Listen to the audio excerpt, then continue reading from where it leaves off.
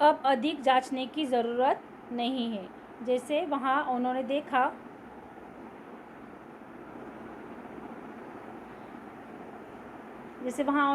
ना कि वहाँ वो जनरल साहब का कौन रसोई वाला आ रहा है, बावर्ची यानी रसोई जो कुक होता है वो आया, तो उन्होंने उस कुत्ते की पहचान करवाई कि ये सचमुच ही क्या इसका है क्या, जनरल साहब का है क्या। तो इस कुत्ते को उन्होंने पहचाना और यह तुम्हारे यहाँ का है क्या, ऐसे उन्होंने पूछा। फिर एक बार फिर से तो कहो, इस तरह का पिल्ला तो हमने कई जिंदगियों में नहीं देखा होगा। अब अधिक जांचने की ज़रूरत नहीं, ओचुमैलाओ ने कहा। यह आवारा कुत्ता है, इसके बारे में इधर खड़े होकर चर्चा करने की ज़रूरत नहीं है। मैं तुमसे पहले ही कह चुका हूँ कि यह आवारा है तो है, इसे मार डालो या सारा किस्सा ख़त्म करो। यह हमारा नहीं है, प्रखर ने आगे कहा।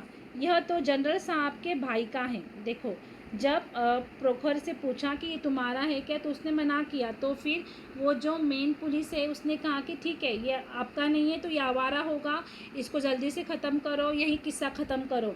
पर प्रखर ने आगे ये भी कहा कि ये हमारा नहीं है, बल्कि जनरल साहब के भाई का ये कुत्ता है, जो थोड़ी देर पहले इधर पधारे हैं। अपने जनरल साहब को बारजोरिये नस्ल के कुत्तों में कोई दिलचस्पी नहीं है, उसके भाई को ये नस्ल पसंद नहीं है। तो ये पूछने लगे, उन्होंने कहा, प्रोखर के बावर्ची ने कहा कि ये जनरल साहब का तो नहीं है, पर जनरल साहब के भाई का कुत्ता है, और जो अभी अभी यहाँ पधारे हैं और वो यहाँ वहाँ से छूट कर आया है। तो वो कहते, क्या क्या जनरल साहब के भाई साहब पधार चुके हैं? व्लादिमीर इवाचिन हाथ के सन आए और अपने चेहरे को समेटते हुए ओचुमैलाओ ने हैरानी के भाव प्रदर्शन से कहा, कितना अद्भुत संयोग है, और मुझे मालूम तक नहीं, अभी कुछ दिन रुकेंगे। हाँ, यह सही है।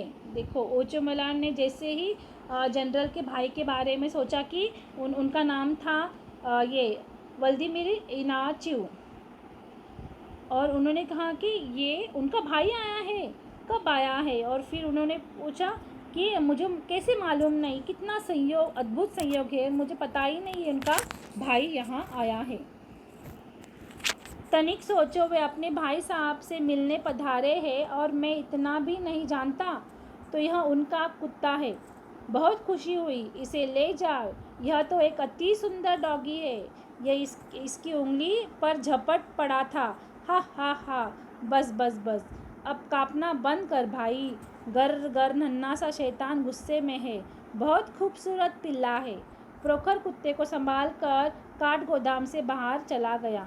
भीड़ क्रुकेन की हालत पर हंस दी, यानी वहाँ की जो भीड़ है वो क्रुकेन की हालत पर हंस रहे थे।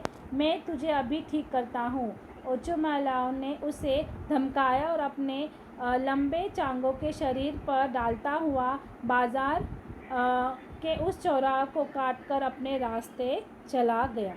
तो देखा, जो पुलिस है यहाँ अपने उससे बड़े वाले पद पे रहने वाले पुलिस की मतलब अगर ये आम कुत्ता होता तो वो उस कुत्ते पे कार्रवाई करते थे, पर एक पुलिस का कुत्ता वहाँ है, इसीलिए वो पुलिस उन पर कार्रवाई नहीं कर रहा है। तो ये पार्ट ऐसे ही हमें एक समाज में व्यक्त भ्रष्टाचार पर एक यह पार्ट में व्यंग्य किया है। यह एक पुलिस इंस्पेक्टर द्वारा बताई है कि व्यक्ति किस तरह अपने पद का दुरुपयोग अपने स्वार्थ के लिए करता है। इंस्पेक्टर ओचुमैलाओ नया ओवरकोट पहने, हाथ में बंडल लिए बाजार के चौराहे से जा रहा था। उसके पीछे लाल बालों वाला एक सिपाही हाथों में झरबेरी की टोकरी ले चला जा रहा था। और 1984 में लिखी गई प्रस्तुत पाठ की यह कहानी रूस के महान लेखक ने ऐसी घटना का वर्णन किया है कि जब रूस में जार की उपाधि धारक राजाओं के शासन में वहाँ एक शासन व्यवस्था चापलूसों और भाई भतीजावाद के आधार पर तैनात अधिकारियों के भरोसे चल रही थी। और वहाँ एक हालात इतने ख़राब थे कि वहाँ के अधिकतर कानून में या आम आदमी की ऐसी शिकायत पर भी सही फैसला नहीं कर पाते जिससे दोषी कोई आदमी नहीं बल्कि कोई खतरनाक कुत्ता ही क्यों न हो।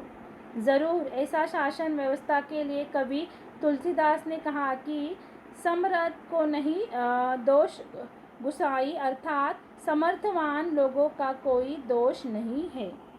तो इस प्रकार से यहाँ उन्होंने भ्रष्टाचार, समाज में भ्रष्टाचार किस प्रकार चल रहा है और लोग अपने पद का किस प्रकार दुरुपयोग कर रहे हैं, यहाँ उन्होंने इस पाठ के ज़रिए हमें दर्शाया है। तो आज के लिए इतना ही, धन्यवाद।